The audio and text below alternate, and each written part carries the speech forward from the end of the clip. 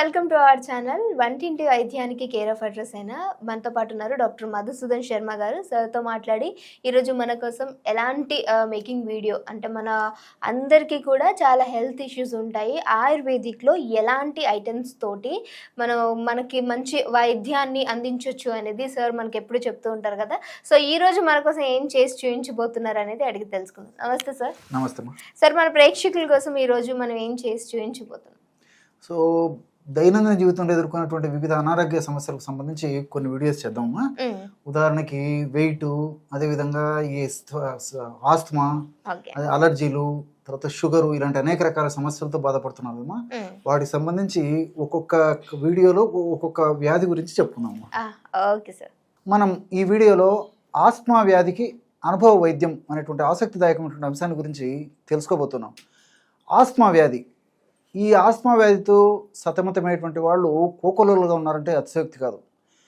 నిజంగా చెప్పాలంటే ఈ ఆస్తమా వ్యాధి ఒక రకమైనటువంటి అలర్జీ వల్ల ఎక్కువ శాతం మందిలో కలుగుతూ ఉంటుంది.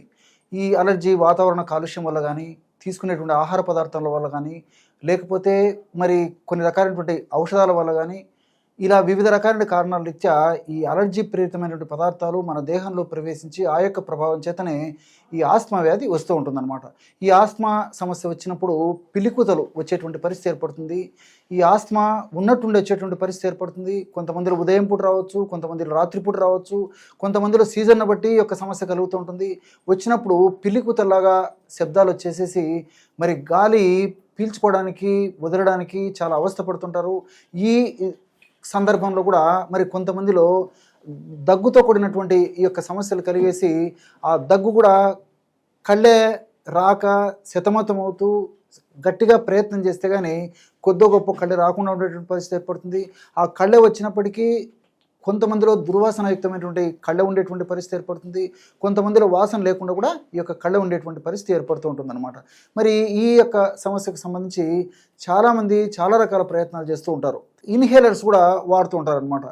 కాబట్టి ఈ తాత్కాలికంగా వెంటనే ఉపశమనం కలిగినప్పటికీ దీర్ఘకాలికంగా మరి ఈ ఆస్తమా వ్యాధి ఇబ్బంది పెడుతూనే ఉంటుంది. ఈ నేపథ్యంలో ప్రకృతి ప్రసాదించినటువంటి ఔషధాలపైన మనం సదవుగా కన్నా కలిగి ఉండి వాటిని చక్కగా సద్వినియోగం చేసుకున్నట్లయితే ఈ ఆస్తమా వ్యాధి నుంచి చక్కటి పరిష్కారం పొంది చక్కటి ఆరోగ్యాన్ని మనం సొంతం చేసుకోవచ్చు. అంతేకాకుండా ప్రకృతిలో లభించేటువంటి ఔషధాలు వాడుకోవడం వల్ల ఈ ఆస్తమా వ్యాధి తీవ్రత తగ్గడమే కాకుండా ఆస్తమా వ్యాధి వల్ల భవిష్యత్తులో ఇతర ఉపద్రవాలు రాకుండా కూడా ఈ యొక్క ఔషధాలు సదా కాపాడుతూ సదా రక్షిస్తూ ఉంటాయి. ఆస్తమా వ్యాధికి ఉపయోగపడే ఔషధాన్ని ఎలా తయారు చేసుకోవాలంటే మూడు పదార్థాలతో ఔషధాన్ని తయారు చేసుకుని ఆ సమస్య నుంచి బయటపడవచ్చు. ఎలాగంటే మొట్టమొదటిగా లవంగాలను కాస్త వేయించేసేసి చూర్ణంలాగా తయారు చేసుకొని ఈ యొక్క లవంగాల చూర్ణాన్ని 25 గ్రాములు తీసుకోండి. అర్థమవుతుంది కదా, నిదానంగా రాసుకోండి. ఎందుకంటే చాలామంది ఇబ్బంది పడేటువంటి అత్యంత సర్వసాధారణమైనటువంటి సమస్య కాబట్టి చూడండి, గమనించండి, నిదానంగా నోట్ చేసుకోండి. ఈ సమస్య ఉన్నటువంటి వాళ్ళందరూ కూడా ఈ యొక్క ఫార్ములాను ఉపయోగించుకొని లబ్ధి పొందవచ్చు. లవంగాల చూర్ణాన్ని ఒక 25 గ్రాములు తీసుకోండి. అలాగే రెండవది కరక్కాయ, కన్నతల్లిలా కాపాడేటువంటి కరక్కాయ పెచ్చుల యొక్క చూర్ణాన్ని ఒక 25 గ్రాములు తీసుకోండి. ఈ కరక్కాయ పెచ్చుల యొక్క చూర్ణం కూడా మనకు మార్కెట్లో దొరుకుతుంది. కాబట్టి విచారించి అట్లా మంచి కరక్కాయ చూర్ణం దొరికేట్లయితే అది కూడా వాడుకుంటే సరిపోతుంది. లేదంటే మీకే మీరు కరక్కాయలు తెచ్చుకొని మరి దంచి లోపల విత్తనాలు తొలగించేసి పైన ఉన్నటువంటి పెచ్చులను 1-2 రోజులు ఎండించేసేసి పౌడర్ లాగా తయారు చేసుకుని కూడా వాడుకోవచ్చు. కరక్కాయ పెచ్చుల యొక్క చూర్ణం కూడా ఒక 25 గ్రాములు తీసుకోండి. మూడవ పదార్థంగా వాము, దీన్ని అజవాయును ఓమం అనేటువంటి పేర్లతో పిలుస్తుంటారనమాట. ఈ వామును కూడా కాస్త వేయించేసేసి చూర్ణంలాగా తయారు చేసుకుని ఆ యొక్క చూర్ణాన్ని కూడా 25 గ్రాములు తీసుకోండి. ఈ 3 పదార్థాలు కలపడం వల్ల 75 గ్రాముల ఔషధం తయారైపోతుంది. దీన్ని రోజు ఉదయం ఆహారానికి ఒక అరగంట ముందు, రాత్రి ఆహారానికి అరగంట ముందు 1 నుంచి 1.5 గ్రాము ప్రమాణం, అంటే 1 నుంచి 1.5 గ్రాము ప్రమాణం మాత్రమే ఈ యొక్క ఔషధాన్ని తీసుకొని తేనె వాడదగినటువంటి వాళ్ళందరూ కాస్త తేనెతో కలిపి తీసుకోవచ్చు. తేనె వాడకూడనటువంటి వాళ్ళు ఎవరైనా ఉన్నట్లయితే ఒక 50 మిల్లీలీటర్ల గోరువెచ్చని నీళ్ళలో కలిపి తీసుకోవడం వల్ల చక్కటి ఫలితం కలిగేటువంటి పరిస్థితి ఏర్పడుతుంది. ఈ యొక్క ఔషధం యొక్క మరొక ప్రత్యేకత ఏంటంటే చాలామంది ఈ యొక్క ఆస్తమా వ్యాధిగ్రస్తుల్లో మీరు గమనించి ఉంటారు, పొట్ట ఉబ్బరంగా ఉంటుంది, అది కడుపులో అసౌకర్యంగా ఉంటుంది. అదేవిధంగా ఈ బ్లోటింగ్ ఆఫ్ ది అబ్డమిన్ అనేటువంటి పేరుతో పిలిచేటువంటి పరిస్థితి ఎక్కువ శాతం మందిలో ఉంటుందన్నమాట. దీనివల్ల కూడా మరి లోపల గ్యాస్ తయారైపోయి ఉదర భాగంలో పొట్ట భాగంలో గ్యాస్ తయారైపోయి ఆ గ్యాస్ ప్రెషర్ వల్ల ఊపిరితిత్తులకు ఆ ప్రెషర్ పడి కూడా చాలా ఆయాస పడిపోయేటువంటి పరిస్థితి ఏర్పడుతూ ఉంటుంది. అలాంటి వాళ్ళలో మోషన్ ఫ్రీ కాదు.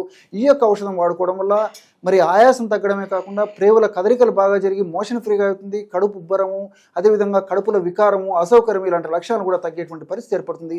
మల్టిపుల్ బెనిఫిట్స్ ఉంటాయి. అంతేకాకుండా ఈ ఔషధము వ్యాధి నిరోధక శక్తిని పెంచడం వల్ల మరలా తరచుగా పునరావృతం కాకుండా కూడా ఈ యొక్క ఔషధం సదా మన దేహంలో ఉంటూ ఈ యొక్క ఔషధ శక్తి సదా మనల్ని కాపాడుతూ రక్షిస్తూ ఉంటుంది. Thank you so much sir, చాలా చక్కటి ఇన్ఫర్మేషన్ అందించారు. సో చూసారు కదా, మీకు కూడా ఎలాంటి హెల్త్ ఇష్యూస్ ఉండొచ్చు.